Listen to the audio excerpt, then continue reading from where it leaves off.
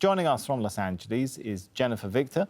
She's a professor of political science at George Mason University's Schar School of Policy and Government. Good to have you with us. So, will Biden's initiative, the one he's announcing today, will it dampen that criticism that he didn't pay enough attention to other initiatives other than just vaccines, do you think? Perhaps. I mean, I think what we're seeing with the White House press release this morning and the address that Biden has scheduled for today is really two things. One is a much more deliberate, full-throated, full-throttled policy response from the executive branch to respond to COVID and this latest highly contagious wave of COVID in the Omicron variant.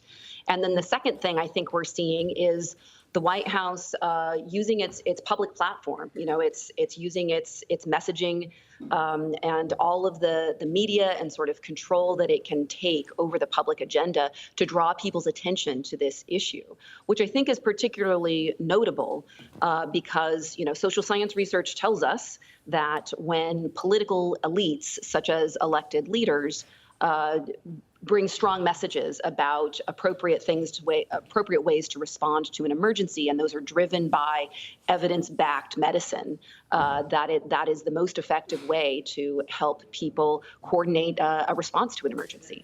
That's what you'd think, right? But given the highly politicized times in the U.S., how do you think Republicans will respond to this? Will this initiative become as politically divisive as vaccinations?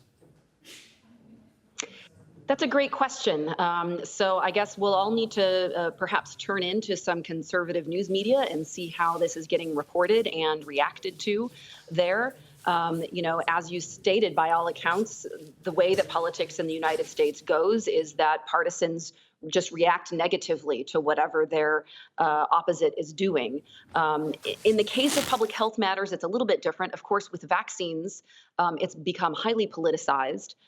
In this case, it's interesting that, you know, President Biden is extensively relying on his executive branch powers. He's talking about bringing out FEMA and mobilizing forces to support states and using national resources that are at his disposal. He doesn't need any Republicans. He doesn't need any of Congress to help support him in doing that.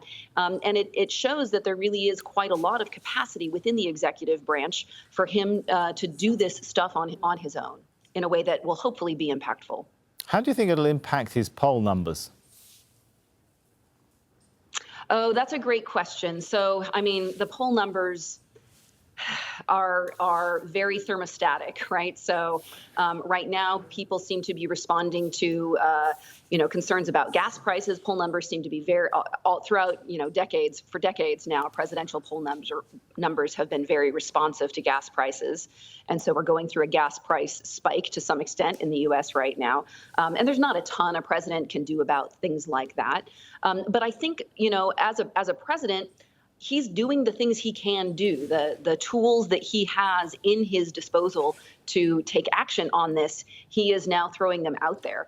Whether or not it'll impact the poll numbers in the end, I think is pretty hard to say. I think those are impacted by all sorts of complexities. But at least from an evidence-based policy point of view, the stuff that he's announcing today is the type of thing that medical and public health experts have been sort of asking for a little while now. So that seems positive. All right, Jennifer Victor there. Thanks so much. Thank you.